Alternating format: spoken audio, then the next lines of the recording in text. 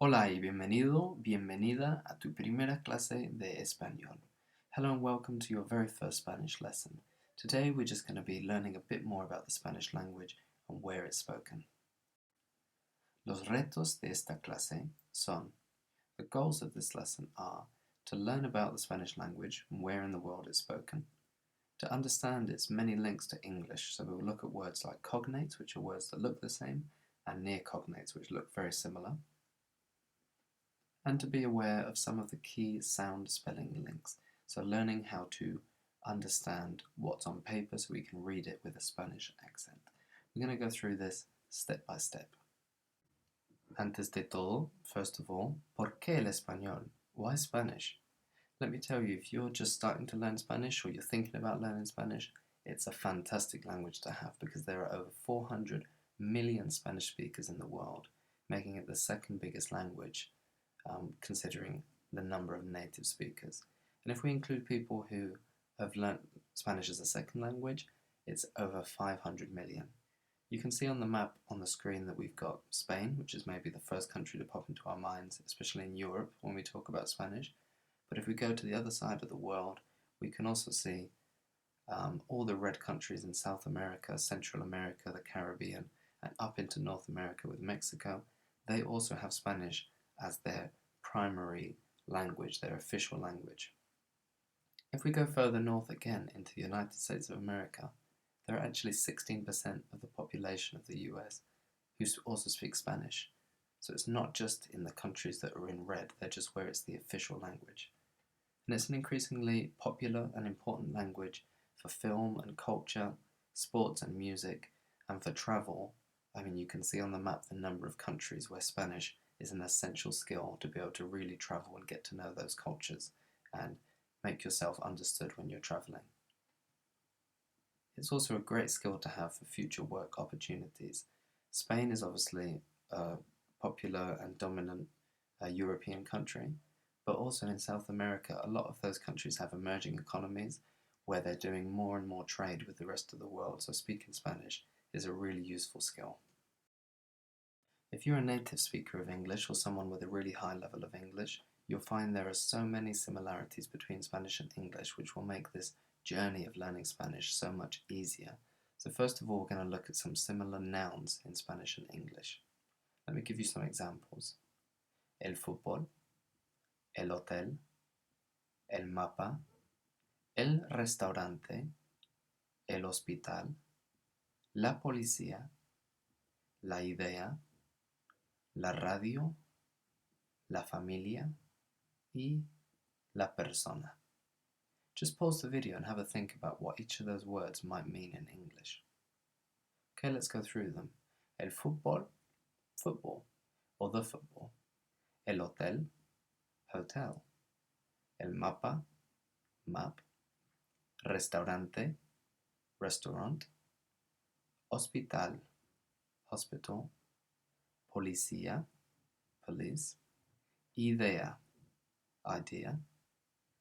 Radio, radio. Familia, family. Persona, person. Now here we've got el or la, and I've color-coded those to bring your attention to that. Just pause the video again and have a think about why there might be two different ways of saying the in Spanish. Okay, so the reason is, like many other languages, like French, if you've learnt any French, Italian, Portuguese, there are two genders of words in Spanish, so all nouns are either masculine, which I've coded as blue, or feminine, which I've coded here as green. So that's something that maybe takes a bit of getting used to with Spanish, but makes it really interesting, and you'll find that there are lots of nice clear patterns that help you to work out which gender each word is. And there are some points here as well for pronunciation in Spanish. With hotel, it's a silent H, so we never pronounce the H in Spanish, which is why it's el hotel. The same goes with hospital, another example of that silent H.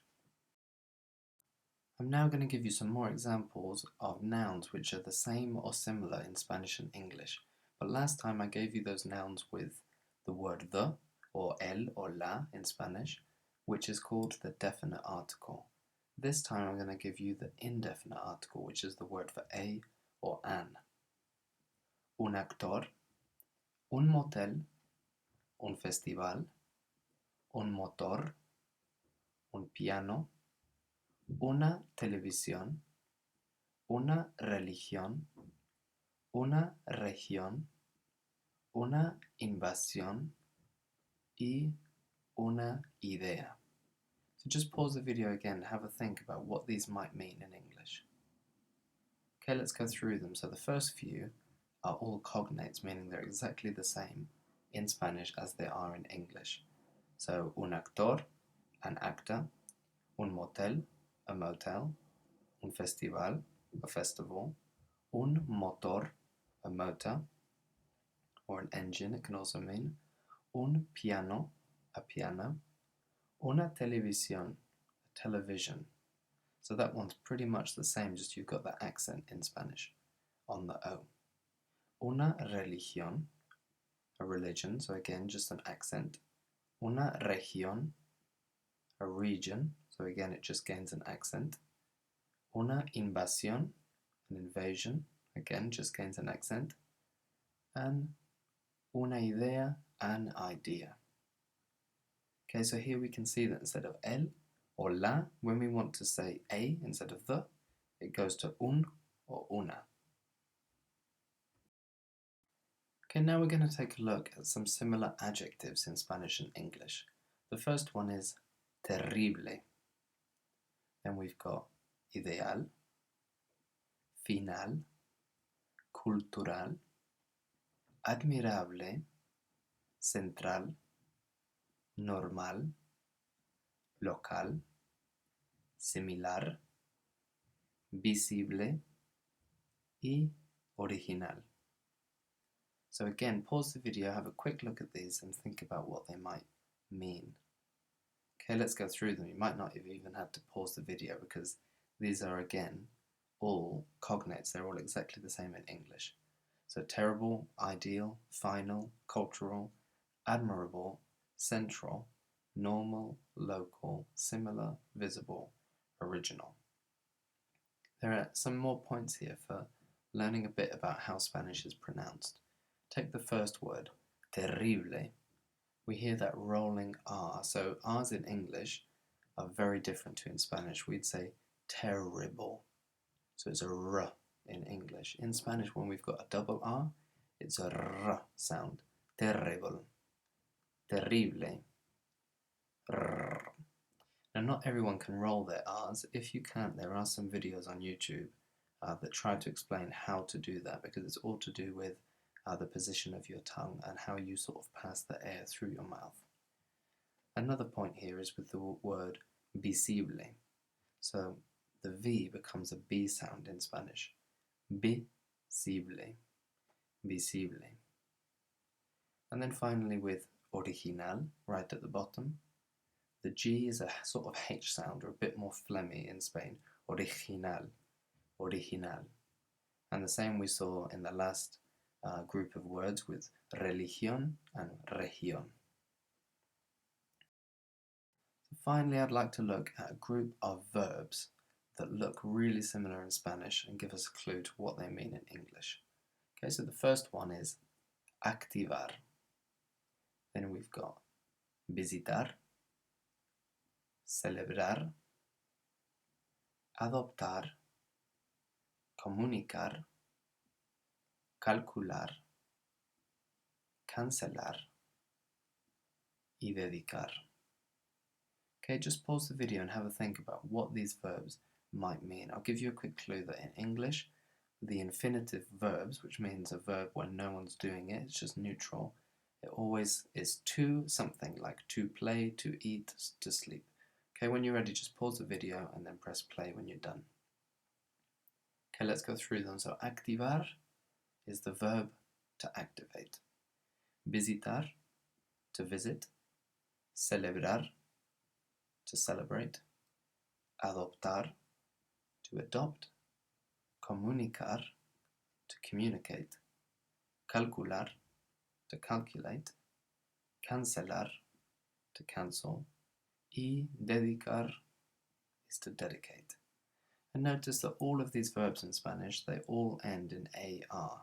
So in Spanish there are only three groups of verbs, ones that end in AR, ones that end in IR, and ones that end in ER.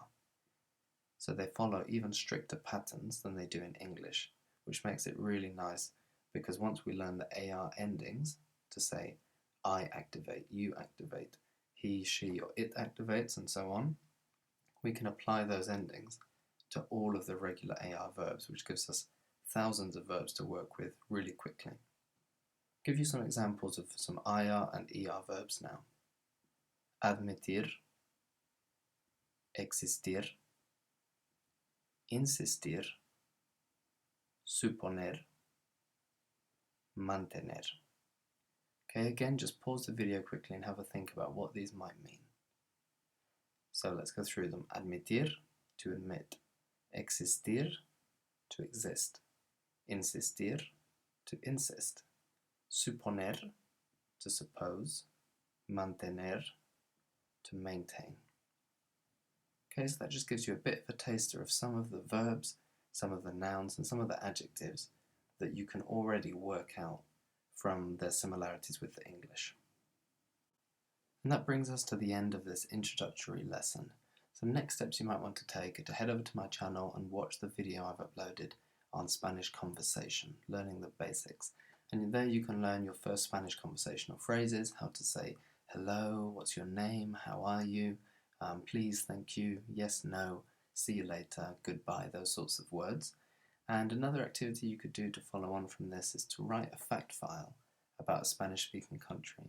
So to find out a bit more about either Spain or one of the Latin American countries, go online, find out everything you can, pick a country, research their food, their culture, their customs, their traditions, their religions, their clothing, everything you can just to get a bit more information and knowledge about a Spanish-speaking country. Muchas gracias por ver, thank you very much for watching, y espero que te vaya muy bien con el español.